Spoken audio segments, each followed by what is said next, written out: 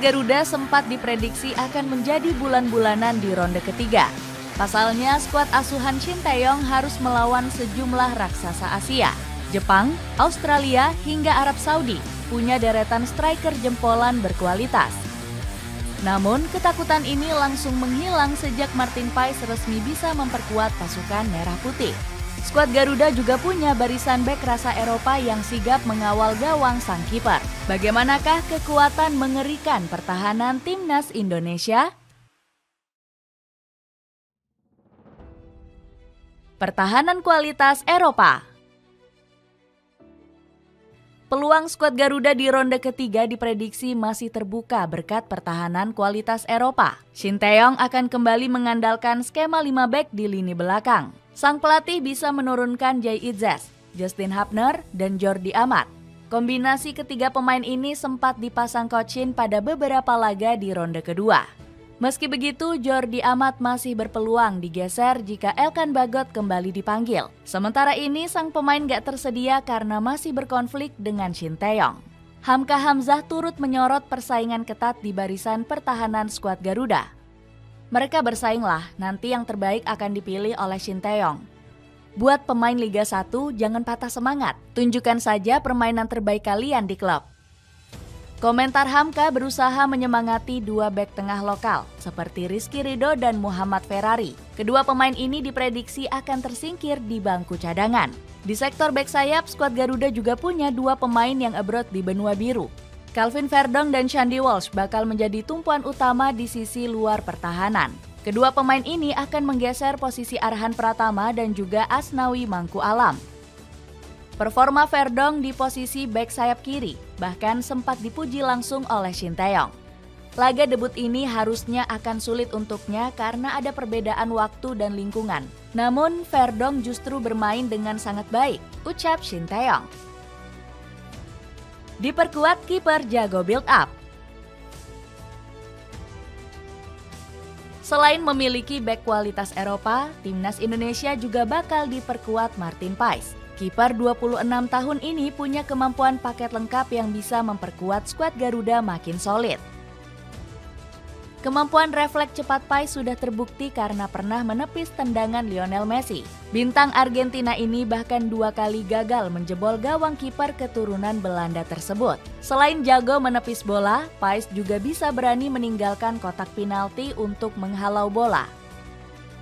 Kemampuan ini bakal membuat pertahanan skuad Garuda aman dari serangan balik. Paes diprediksi akan sigap maju ke depan untuk menggagalkan transisi cepat lawan. Pelatih FC Dallas bahkan sampai memuji kemampuan ex-kiper FC Utrecht ini. Saya mengucapkan terima kasih kepada Paes. Dirinya benar-benar menyelamatkan kami di laga penting.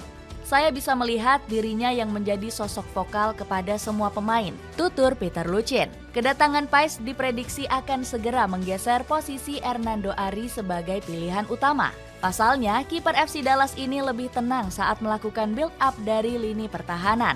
Sementara Hernando pernah blunder ketika melawan Irak di laga penentuan ronde kedua. Alhasil, kiper kelahiran Semarang ini sampai kena mental hingga kurang percaya diri. Setelah pertandingan tersebut, Hernando benar-benar mengalami penurunan kepercayaan diri. Untungnya para punggawa timnas memberinya semangat agar dapat kembali semangat, ungkap Sumarji selaku manajer skuad Garuda. Semakin sulit dibobol di ronde ketiga. Pertahanan kualitas Eropa diprediksi bakal membuat timnas Indonesia lebih sulit kebobolan. Padahal, skuad Garuda sempat diprediksi akan menjadi lumbung gol di ronde ketiga.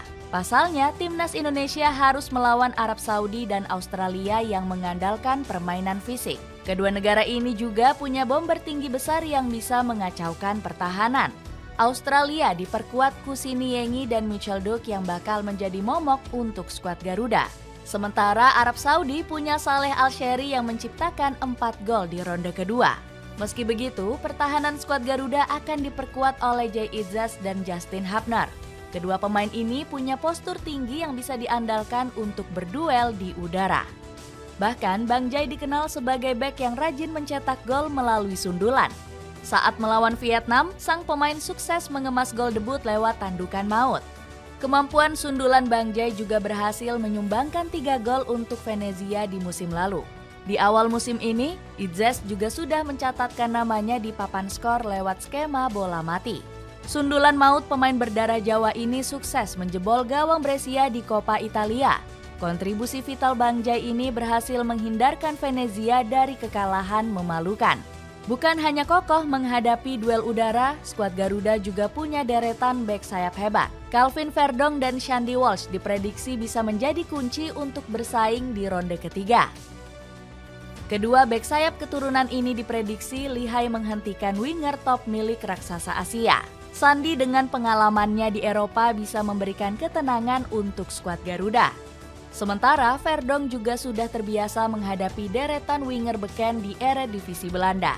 Salah satunya Johan Bakayoko yang bermain untuk PSV Eindhoven. Di musim lalu, Verdong sanggup mengalahkan pemain asal Belgia ini di pekan 27 Eredivisie. Nek Nijmegen sukses meraih kemenangan 3-1 atas PSV yang diperkuat oleh Bakayoko.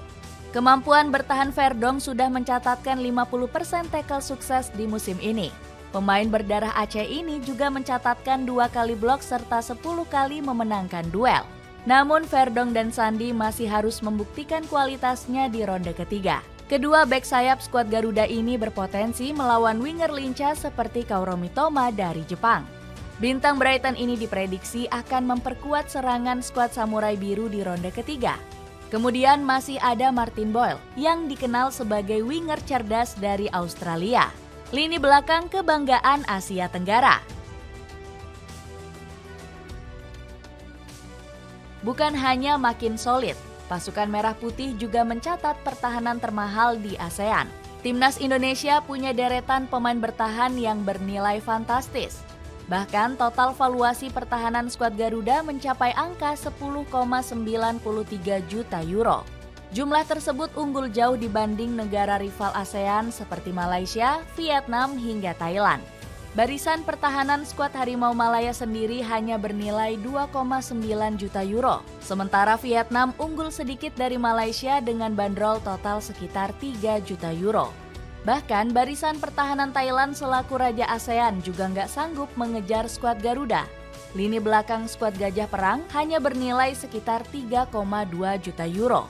Melonjaknya valuasi transfer pertahanan skuad Garuda salah satunya karena Martin Pais.